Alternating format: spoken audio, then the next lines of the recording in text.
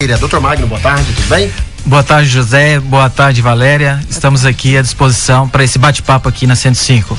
Tá certo, doutor. Eu vou fazer uma pergunta logo que acho que ela é bem abrangente e foi tema, ou é o título de um livro de qual o doutor é autor.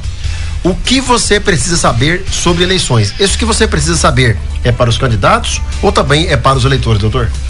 Ou para os dois? Muito bom. Essa obra é uma obra que nós finalizamos ela recentemente.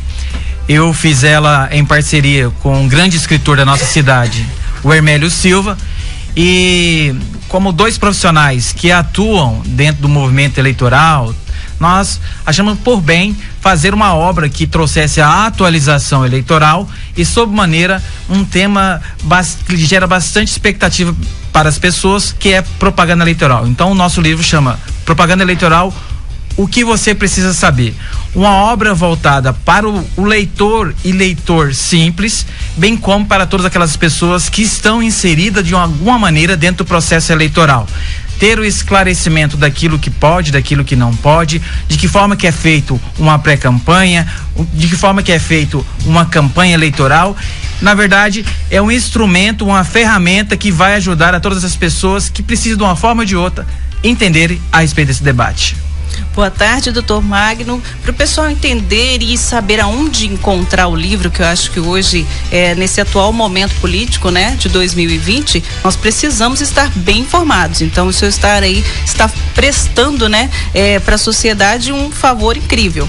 Esse livro, o seu livro, ele é uma plataforma digital também ou é só encontrado impresso? Eu e o escritor Hermélio, nós entendemos que o saber ele precisa ser democratizado. Vivemos tempos de pandemia. Sim. E da restrição das pessoas em muitas questões. Então, nós dividimos em duas etapas. Nós, no primeiro momento, nós disponibilizamos a versão digital do livro. Maravilha. Quem quiser baixar o livro pode entrar no site do Jornal A Tribuna, está disponibilizado lá. E qualquer pessoa vai ter acesso à nossa obra. E, num segundo momento, a parte física nós faremos no meio do mês de junho. Então, está bem democratizado. Quem quiser ter acesso é só buscar. Quero dar um parabéns, né? Porque verdade. Abrir uma obra sem o lançamento dela, né? Sem, acho que verba, né? Para isso também. Então, isso foi devido à pandemia, doutor?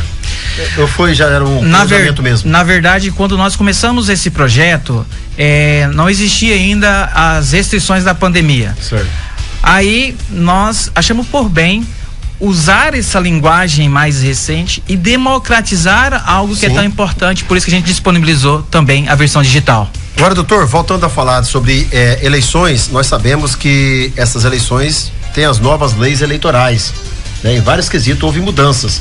Você destacaria quais as mais importantes e a que nós, eleitores e também candidatos, devemos ter um pouco de cuidado para não cometermos o crime eleitoral? Na verdade... Ou são várias?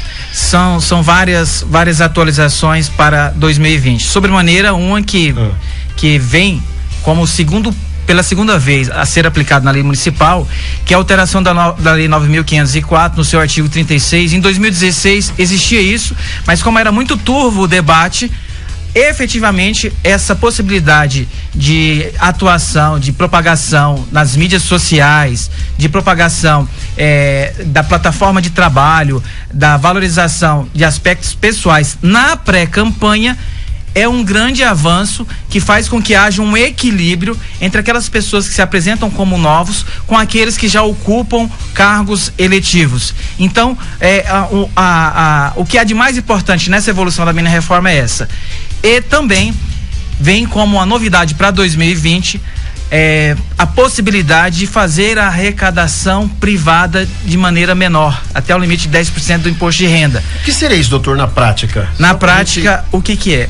Existe um debate muito grande hoje na cenário nacional. Financiamento de campanha, sobre Caixa 2. Que é o financiamento de campanha pública, é chamado FEFEC. Certo. Isso aí já está posto, é feita uma distribuição entre a representatividade dos partidos no Congresso Nacional. Isso já é lei.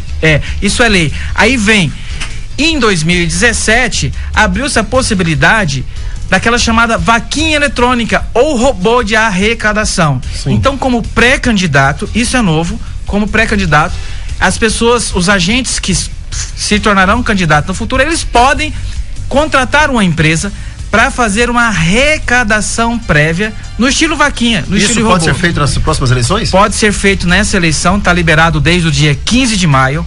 Qualquer pré-candidato pode prestar conta quando após as eleições tem que prestar conta. É a isso? lei eleitoral. A lei ela define assim. Sim. A parceria entre o possível candidato, o pré-candidato, com a empresa que tem essa expertise, tem o registro junto à Justiça Eleitoral e também ao sistema bancário. Essa empresa vai fazer a arrecadação e ficará com a responsabilidade de guardar esse dinheiro e mandar para o momento de candidatura e lá seguir todos os ritos de prestação de conta. E se o pré-candidato não for aprovado na convenção do partido? A lei, ela também, ela observa isso. Não, ela observa isso. No caso do robô de arrecadação, se porventura um doador, ele fez a doação e a pessoa que ela depositou a confiança não se tornou candidato por qualquer motivo, a lei impõe a responsabilidade para a empresa de devolução desse valor para a pessoa que doou. Então não existirá prejuízo se porventura a pessoa não seja candidata. Nossa, muito claro, né? Bem muito claro. Eu não sabia, te confesso que eu não sabia disso, desse robô de campanha. Pois não. E doutor, sobre uma pergunta que não quer calar, vai haver o adiamento ou o cancelamento das eleições 2020? Valéria, essa pergunta é interessantíssima, eu respondo ela quase todos os dias, e todo lugar que eu vou, eu falo dela. Há uns 60 dias eu fiz um artigo e publiquei no jornal para poder clarear um pouco o debate. Sob maneira, o que é que nós precisamos entender? Qualquer movimentação que haja a respeito de prorrogar ou de adiar, a competência é exclusiva do Congresso Nacional. Qualquer debate fora disso está contrário à regra da lei, certo? Então o ministro não pode, na canetada, adiar as eleições? Nem o presidente do TSE? Não pode. O que está acontecendo?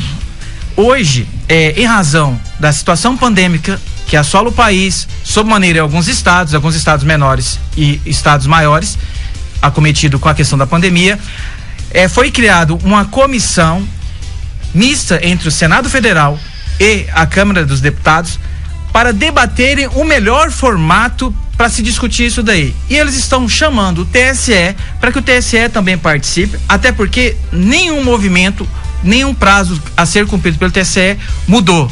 Nada foi alterado. Nada foi alterado aí. Filiações, tudo. Tudo está exatamente como há. Sim. De qualquer forma, essa comissão, quando ela achar o melhor formato, eu sempre tenho dito o seguinte, que é um arranjo jurídico. Um arranjo jurídico em razão de que nós estamos num período que ninguém conseguia prever. Sim. Aí esse arranjo jurídico está sendo decidido para que se haja essa possibilidade que seja ainda esse ano. Quanto a adiar a eleição, unificar com a eleição geral, eu vejo a vontade muito diminuída dentro do Congresso Nacional. Sim. De qualquer forma, eu sempre digo que o prazo final para que haja essa decisão é o mês de junho. Então, até o mês de junho, o Congresso Nacional precisa se posicionar nesse sentido. E o que o senhor acha, como magistrado, o que deve ser feito, o que deve ser feito nessas eleições de 2020 devido a essa pandemia? Opinião sua. O arranjo menos contrário à norma jurídica seria realmente a propositura de uma PEC versando sobre a situação pandêmica e fazendo um adiamento de forma que as eleições possam ocorrer ainda em 2020, porque não se perde nada do que já foi feito até agora. Por exemplo, só pode ser candidato quem tem filiação partidária até 4 de abril, certo? Então não se perde nada. E aí, no debate que a gente vê, é a possibilidade da eleição ser em novembro ou ser em dezembro. Aí não teria muitos problemas jurídicos, porque qualquer coisa mais do que isso, a gente corre o risco de ter as eleições anuladas. O Barroso, ele disse na sua posse no TSE que ele sugeriu algumas alternativas, como por exemplo, eleições das 7 às 7 ou das 8 às 22 horas, por faixa etárias, enfim, são situações que poderiam ser ajustadas para esta eleição, caso haja, essa pandemia continue até próximo da data. Agora, uma certeza que a gente percebe é que não teremos adiamento. Não teremos prorrogação de mandato. Até porque feriria vários artigos, é complicado o adiamento nesse momento. E você acredita também, só para concluir, que se faz campanha mesmo com uma pandemia no nível que está? Olha só, sobre a questão do ministro Barroso. Sim. O ministro Barroso vem fazendo o debate para encontrar a melhor forma para o menor dano à segurança jurídica. Quanto à aplicação no dia da eleição, aí sim é um cuidado a ser feito pelo Tribunal Superior Eleitoral. Mudar a data que vai ser uma prerrogativa para o Congresso Nacional, certo? Então, como isso for aplicado, o TSE já tem feito alguns estudos e tem se adaptado também nas demais situações que envolvem a questão eleitoral, e como eu disse, nada mudou, todos os prazos têm continuado. E sobre a questão de campanha, de se fazer campanha nesse período, particularmente entendo que as mídias sociais, redes sociais, hoje é um canal fortíssimo na relação entre pré-candidatos, futuros candidatos e o eleitor. Talvez esse seja um formato que pode ajudar muito ao eleitor fazer e identificar a sua melhor opção. Sim. E para você que chegou agora na 105, nós estamos no 105 Notícias com o Zezé Pereira e o nosso convidado especial de hoje, Dr. Magno Pereira, que vem falar do livro dele, Propaganda Eleitoral, o que você precisa saber.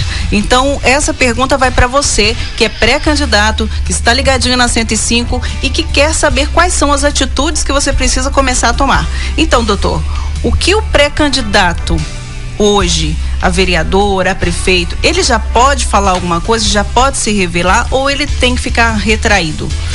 Eu sempre tenho dito assim, para quem é pré-candidato, eu digo para eles assim, o que o pré-candidato não pode fazer nesse momento é fazer o pedido explícito de voto. Por quê, Magno? Porque a lei diz que apenas quando ele se tornar candidato que ele vai poder fazer isso, a essa vedação explícita, certo? Então, fora isso, o pedido explícito de voto, conversar com as pessoas pessoalmente ou conversar com as pessoas pela rede social, tudo isso é permitido. Então, todos os canais que porventura não haja onerosidade, que não haja dispêndio de recurso em grande monta para não entrar no debate de desequilíbrio econômico da eleição, o pré-candidato ele pode fazer. Ele pode dar a sua manifestação pessoal, ele pode dar a sua manifestação política, ele pode participar de interações como lives na internet, ele pode fazer sem problema nenhum, e ele não vai fazer afrontamento da legislação quando ele pode usar essas ferramentas que já estão disponíveis. Então, pré-candidato tem que conversar com as pessoas pela mídia social, pessoalmente, enfim, e mostrar por que ele é uma boa opção para a cidade. Eu tenho uma pergunta aqui de uma pré-candidata, e pra gente falar numa linguagem assim mais simples, ela pode se colocar no Facebook dela ou na página social dela como pré-candidata. Então ela pode dizer, eu sou a Xuxa e eu sou pré-candidata. Isso poderia ser. E ela pode pedir, eu conto com o seu apoio? Olha só. Ou isso já caracteriza como voto? Olha só, dizer a pré-candidata que ela pode colocar nas suas páginas sociais, na mídia social, que ela é pré-candidata a vereador, pré-candidata a prefeito, enfim, ela pode colocar. Ela pode dizer que ela pode pedir o apoio dessa pessoa. O cuidado que tem que ter quando a gente fala da palavra apoio, que de repente não esteja intrínseco no debate o pedido explícito de voto. Não pode caracterizar voto. Não pode caracterizar o pedido de voto, porque aí cabe um pouco a interpretação. Então, quando você fala de apoio simples e não aprofunda o debate para que haja essa dúvida, pode ser feito também sem problema nenhum. Sim. Doutor, sobre a nova lei eleitoral do quociente eleitoral e a não aceitação das coligações partidárias só na majoritária que pode ter as coligações. Você disse agora há pouco que há um equilíbrio. Algumas pessoas acham que ainda não tem esse equilíbrio devido a quem está no poder. Quem está no poder sempre aparece um pouco mais, sempre tem alguns benesses da justiça até eleitoral.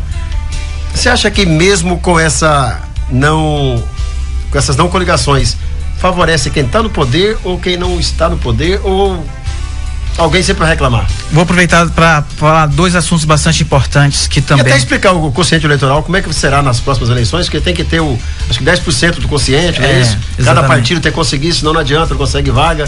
Então, esse ano nós teremos uma quantidade maior de candidatos a vereadores, em razão de que a norma atual, ela só permite a coligação entre partidos na majoritária, em candidaturas a prefeito.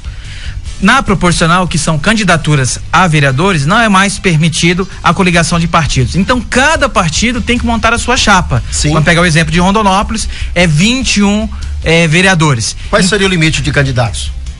Dentro do que dispõe a própria norma, aqui é 150%. Então, cada partido pode ter 32 candidatos registrados. E tem a vaga feminina também, que é lei ou não?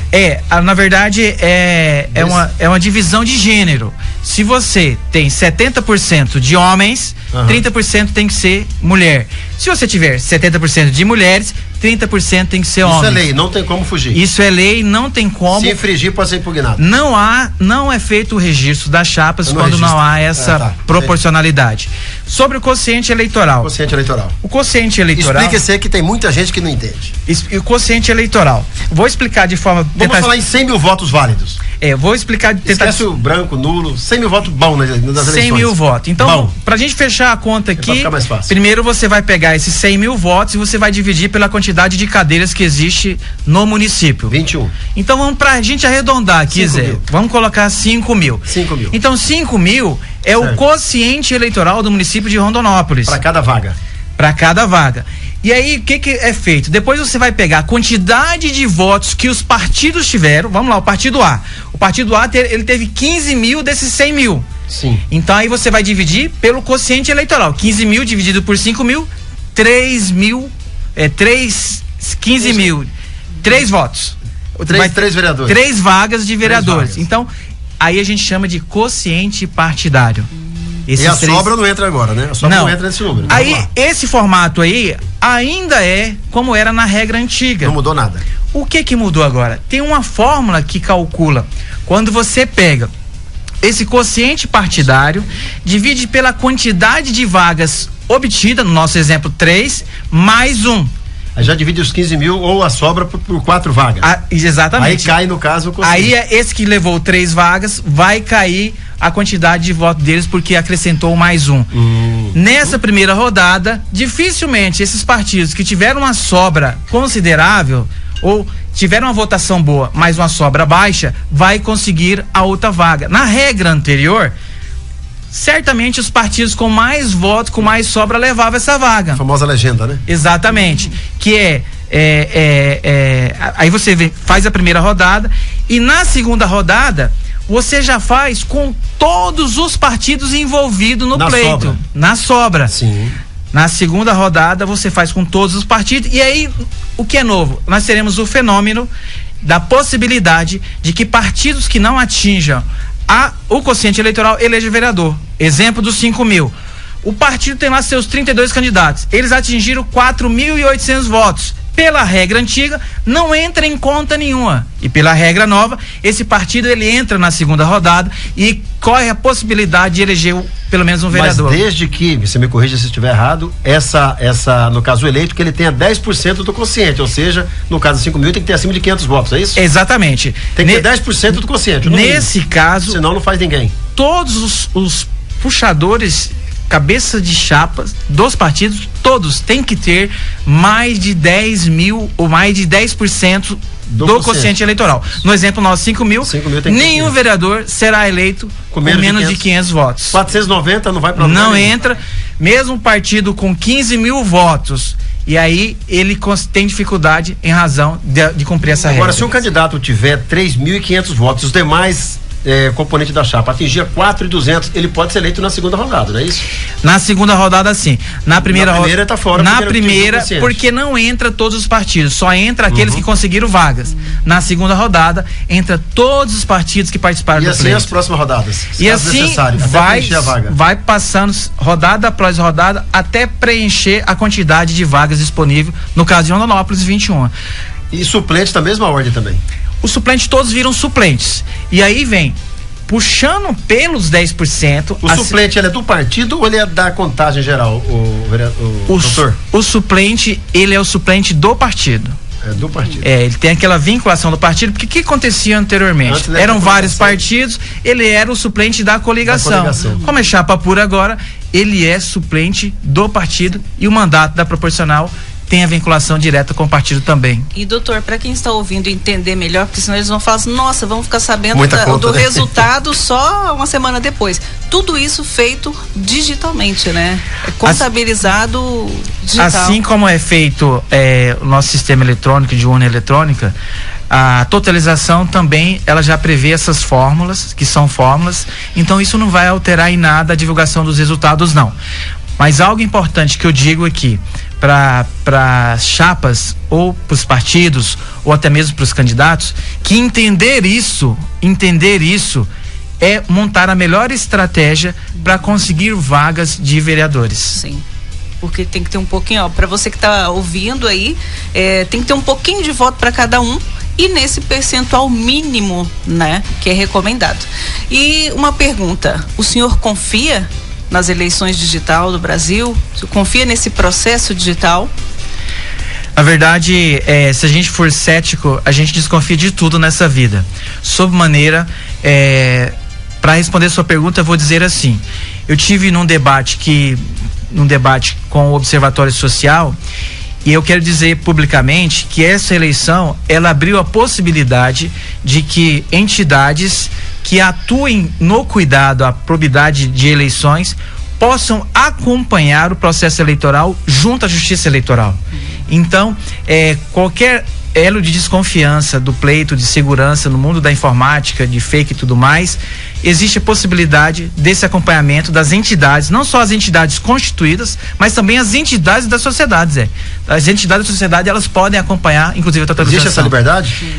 Imposta pela própria lei. As associações, né, de comércio. O presidente da República é um desconfiado demais das urnas eletrônicas. Disse isso na campanha inteira e ainda continua dizendo, até vai responder por isso, que quer que ele prove onde houve fraude nas últimas eleições presidenciais. Ele ganhou através dessas eleições, mas né? ele questiona muito isso aí. Eu pergunto para você, hackeia tudo, se entra até em sistema bancário às vezes, não dá para desconfiar também, doutor? Dá para ficar com a orelha em pé quanto às eleições municipais? Na verdade é assim, desconfiar, acho que sim, é natural, em razão desse ceticismo que porventura nos comete. Mas é o mais seguro que temos ainda, né? Por quê? Porque o que acontece? A urna eletrônica, ela não tem conexão. Ela é feita, a única conexão com a urna eletrônica, aquela que fica lá na sala, lá na escola, é com a energia, certo?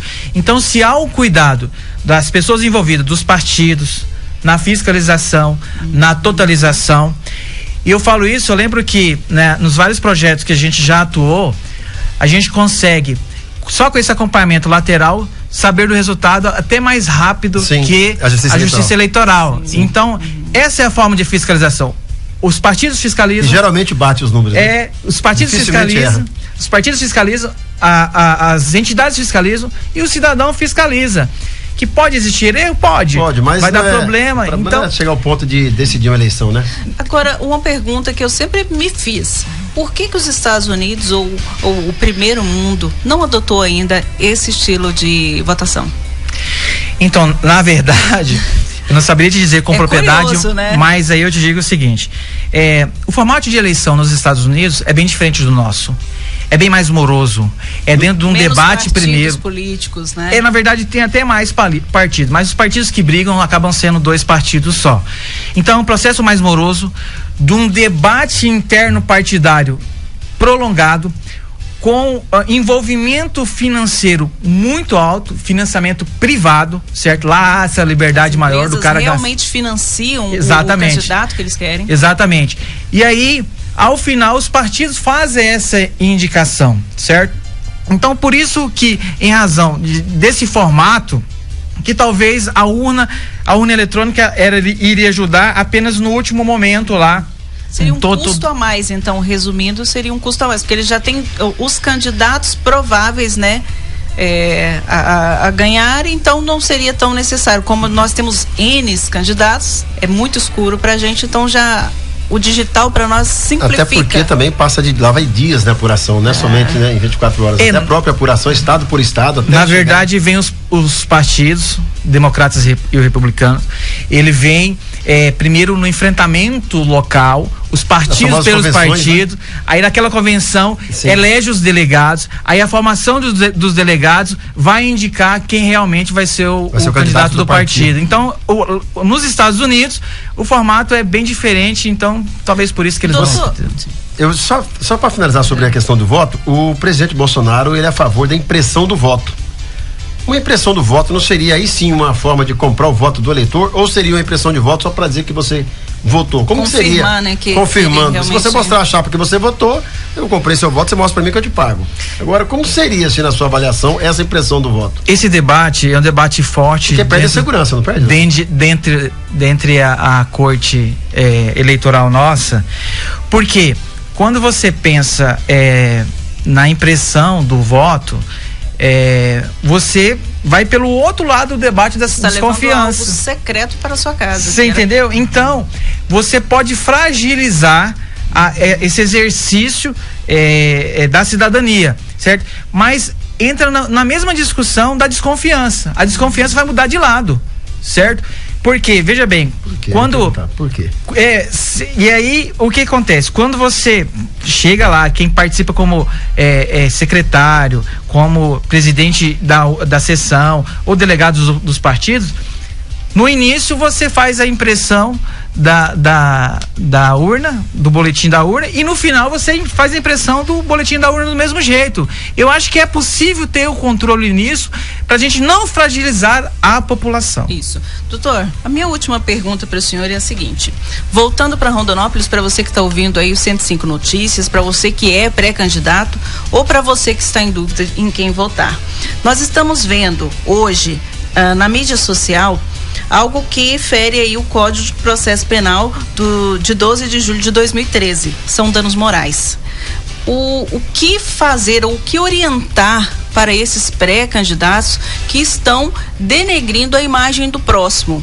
Não teria, eu acho que hoje o teu livro seria algo muito interessante para que eles procurassem também estratégias novas, que eu acho que essa é uma política antiga, mas que ela fica muito cansativa dentro de um Facebook, você mostrar o outro, e não mostra o que você faz de bom, não o que o outro fez de ruim, ou provavelmente. Então, hoje em Rondonópolis, semana passada, nós tivemos até boletim de ocorrência aí, né, do prefeito contra outras pessoas. Então, assim, há uma ramificação muito grande para crescer isso. Então, acho que hoje o senhor poderia estar falando para essas pessoas que estão fazendo essa prática e para as pessoas que às vezes estão pensando e que não é uma prática, realmente é um crime, né?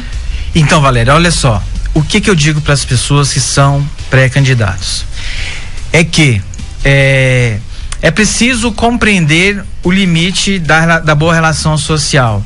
A responsabilização na relação civil, na relação penal, ela não muda em razão do ciclo eleitoral. Então, os pré-candidatos, eles precisam ter cuidado daquilo que falam, daquilo que postam, até porque existem duas relações para isso. A primeira, civil e penal, sim, certo? Desde difamação, enfim, injúria e tudo mais, até mesmo responsabilização civil em razão de algum processo. Para os pré-candidatos, lembrem que a associação disso à candidatura pode também gerar problemas na ordem eleitoral. Então, todo pré-candidato, ele precisa ter firmeza naquilo, sim, que diz, ter coerência, certeza, e saber exatamente daquilo que ele está falando para que ele não incorra dentro desse debate. E digo mais, no meu livro meu e do Hermélio, a gente fala lá sobre desinformação, que é o termo técnico usado hoje quando a gente fala de fake news. Sim. Mas desinformação não é só você propagar uma notícia que não seja verdadeira. Desinformação também é você requentar uma notícia que não é boa de tempos anteriores. Isso também é desinformação. Então, todo pré-candidato precisa ter o cuidado com a desinformação para que não gere problema na sua candidatura lá na frente. Então para as pessoas ficarem atentas a isso, né? Porque acaba sendo um ciclo aí que pode ser prejudicial a ele mesmo, ao próprio pré-candidato, né?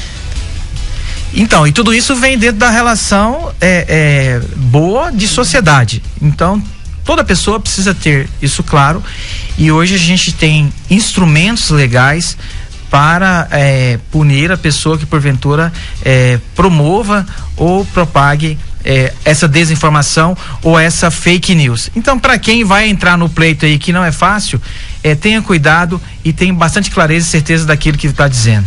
Eu quero aqui agradecer ao Dr. Magno Pereira pela sua lucidez forma bem clara, bem simples de chegar aos nossos ouvintes, aquilo que vai acontecer no pleito eleitoral, os cuidados que você deve ter, você candidato, você também eleitor, porque você cometeu um crime também, você vai pagar por isso, fique esperto. Não é somente o candidato que tem que prestar contas à justiça eleitoral, não, fique esperto que dependendo de uma divulgação sua em redes sociais, pode complicar também lá na frente. Eu te agradeço mais uma vez, doutor Magno Pereira. Eu quero mandar um abraço aqui para o João Pedro, que está na cidade de Jucimeira, na estrada, ouvindo a nossa programação, parabenizando pela lucidez. O Gerson Luiz, que está também a caminho de São José do Povo, Luiz de Itiquira, Pedro de Guiratinga, os demais pré-candidatos que mandaram aqui, né, parabéns pela entrevista. Eu agradeço a todos pelo carinho da audiência. A 105 hoje fala para toda a região sul do estado de Mato Grosso. Vários pré-candidatos, tenho certeza, da região sul do estado de Mato Grosso ouviram as suas explicações, com certeza aprenderam bastante nesse dia de hoje. Eu faço questão de logo mais para frente, assim que definirmos o processo eleitoral, nós batemos um papo, né, Valéria? Isso, com o doutor Magno, certeza, para esclarecermos algumas dúvidas. Doutor, eu deixo os microfones à sua disposição para os esclarecimentos finais. Caso tenha alguma coisa que gostaria de dizer, alguma coisa importante, de repente nós não mencionamos ainda, isso, os microfones estão abertos para a sua despedida. Eu também já vou me despedindo, agradeço. Foi muito esclarecedora a sua entrevista e eu tenho certeza que as pessoas vão estar procurando, então divulguem mais o livro. O portal da cidade se abre para colocar uma notícia também em prol do seu livro, eu acho que vai ser fundamental. E o senhor, como eleitor, pode também dizer para as pessoas o que nós podemos enxergar nas pessoas que estão pleiteando aí essa vaga nas eleições de 2020, porque nós vamos ter grandes desafios, então nós precisamos de pessoas que consigam aguentar tudo isso aí na política, né? Legal, eu queria aqui agradecer imensamente a 105, agradecer Valéria, agradecer você, Zezé, gente que tem uma relação de amizade já de muito tempo. Verdade. Dizer o seguinte, que o eleitor, ele tem que pelo menos acompanhar o debate político, independente de qual o cenário. Para esse cenário agora é o debate municipal. Por quê? Eu digo isso no livro. Eu digo isso porque essas pessoas que serão eleitas vão decidir questões que serão afetam a nossa vida, ao nosso dia a dia. Então é importante a gente acompanhar esse debate, conhecer as pessoas que se colocam como pré-candidatos, futuros candidatos, porque assim, com essa informação, a gente poderá participar melhor do debate político para o ano de 2020. E agradecer e dizer para as pessoas que o nosso livro Propaganda Eleitoral, o que você precisa saber, é para todo tipo de eleitor e principalmente para o eleitor que vai só votar e para o eleitor que coloca seu nome para poder melhorar a nossa cidade. Está lá no site do jornal A Tribuna, as pessoas podem fazer o dolau. E eu e o escritor Hermélio tivemos o cuidado de fazer essa obra, muito feliz, um dos maiores escritores da nossa cidade. Então, de coração, eu agradeço pelo espaço e sempre que quiserem, a gente vem aí poder bater um papo.